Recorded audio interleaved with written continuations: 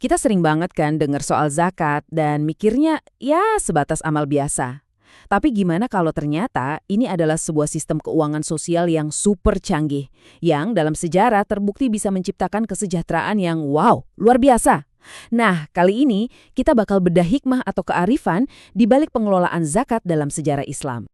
Kedengerannya mungkin radikal ya, tapi mungkinkah sistem keuangan kuno bisa menghapus kemiskinan?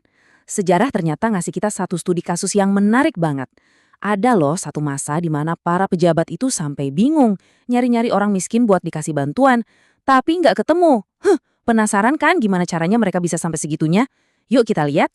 Oke, kita mulai dari yang paling dasar dulu ya. Biar benar-benar paham seberapa powerfulnya sistem ini, kita harus geser dulu nih pemikiran kita dari sekedar donasi sukarela. Karena zakat itu sebetulnya jauh lebih terstruktur dan penuh makna. Nah, kuncinya tuh ada di sini, di arti kata zakat itu sendiri. Ini bukan cuma soal ngasih, tapi menyucikan. Idenya gini, dengan kita melepas sebagian kecil harta, sisa harta kita itu bukannya berkurang, tapi malah jadi lebih bersih, tumbuh, dan dapat berkah. Wah, ini konsep keuangan spiritual yang kuat banget kan? Jadi semua ini bermula di zaman Nabi Muhammad. Di masa inilah prinsip-prinsip dasar dan ya kayak kerangka pengelolaan zakat itu pertama kali diletakkan. Jadi ini bukan sistem yang tiba-tiba ada gitu aja ya, tapi benar-benar dirancang dengan teliti dari nol. Nah, ini nih peta jalan kita untuk pembahasan kali ini.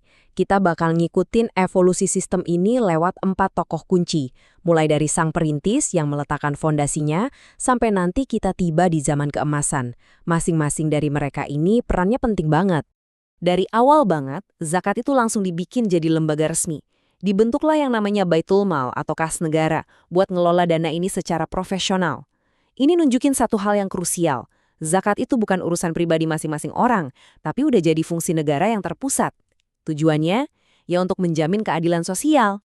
Dan ini nunjukin betapa rapinya sistem ini. Kelihatan kan, ada pembagian tugas yang jelas banget. Ada 5 peran spesifik. Mulai dari yang nyatet data, ngitung-ngitung kayak akuntan, ngumpulin dana, ngejaga asetnya, sampai yang nyalurin. Ini kan udah kayak lembaga keuangan modern loh. Tapi dibentuknya 1400 tahun yang lalu. Keren banget. Oke, sekarang kita lanjut ya. Kita lihat gimana sistem ini diuji. Kan setiap sistem yang hebat itu harus tahan banting pas ada krisis kan? Nah, fase berikutnya dalam sejarah zakat ini adalah soal gimana mereka menghadapi tantangan besar, terus berinovasi, biar jadi makin kuat. Ujian pertama itu datang nggak lama setelah Nabi wafat. Ada beberapa suku yang rasa, wah, kewajiban zakat udah selesai nih. Ini bukan cuma sekedar nolak bayar pajak loh. Ini benar-benar jadi ancaman besar buat kelangsungan hidup seluruh sistem kesejahteraan sosial yang baru aja dibangun. Dan respon dari Khalifah Abu Bakar tegas banget. Beliau langsung melancarkan perang Riddah.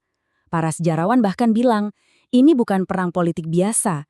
Ini adalah perang pertama dalam sejarah dunia yang dilakukan sebuah pemerintahan demi membela hak-hak orang miskin. Ini nunjukin kalau keadilan sosial itu benar-benar jadi pondasi utama sistem ini. Setelah itu muncullah Umar ibnu Khattab, seorang inovator sejati. Di bawah kepemimpinan beliau, sistem ini dirombak besar-besaran, jadi lebih modern. Beliau membagi negara jadi provinsi-provinsi, membentuk badan audit biar transparan, bahkan bikin dana cadangan buat keadaan darurat. Tapi nih, inovasi terbesarnya mungkin adalah apa yang disebut zakat produktif. Jadi yang dikasih itu bukan cuma uang tunai, tapi aset yang bisa menghasilkan. Keren kan?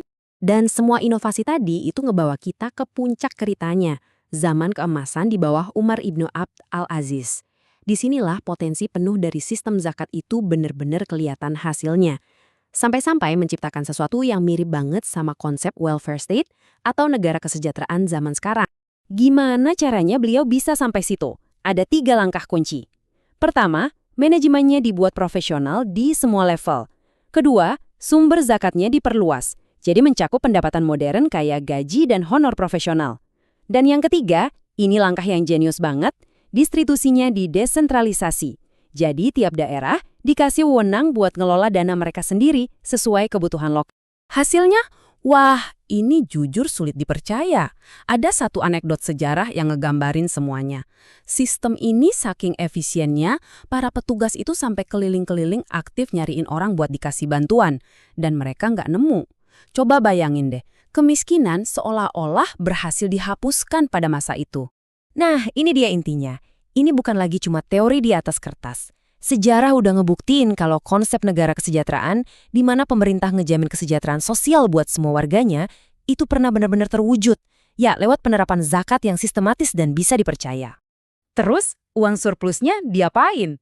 Dananya itu nggak didiamin gitu aja loh. Pemerintah malah meluncurkan program-program sosial yang luar biasa. Nawarin buat lunasin utang pribadi warganya, bahkan sampai mendanai pernikahan anak-anak muda yang nggak mampu. Ini kan investasi langsung ke stabilitas dan kebahagiaan masyarakat. Jadi, apa nih pelajaran yang bisa kita ambil dari semua ini? Apa sih hikmah atau kearifan abadi di balik kesuksesan yang gila-gilaan ini? Ternyata, sejarah ngasih kita 3 kunci utamanya. Semuanya itu ternyata intinya ada di 3 pilar ini. Pertama, kesadaran kolektif. Semua orang nyadar dan paham kalau ini tuh buat kebaikan bersama. Kedua, komitmen yang kuat, dari pemimpinnya sampai rakyatnya. Dan yang ketiga, ini mungkin yang paling fundamental, kepercayaan. Kepercayaan penuh kalau dana mereka dikelola dengan benar dan pasti sampai ke orang yang berhak. Pas ketiga elemen ini nyatu, zakat itu berubah. Dari yang tadinya cuma kewajiban ritual, jadi mesin pendorong utama buat ekonomi dan kesehatan sosial. Jadi mesin yang benar-benar muterin roda kemakmuran buat semua orang, bukan cuma buat segelintir orang aja. Dan ini ngebawa kita balik ke zaman sekarang. Cerita tadi itu bukan dongeng loh. Itu adalah cetak biru yang udah terbukti berhasil. Dan ini ninggalin kita dengan satu pertanyaan besar. Kalau mereka aja bisa melakukannya 1400 tahun lalu, dengan semua teknologi dan sumber daya yang kita punya sekarang, sebetulnya apa sih yang ngehalangin kita buat mencapai tingkat kesejahteraan sosial yang sama hari ini?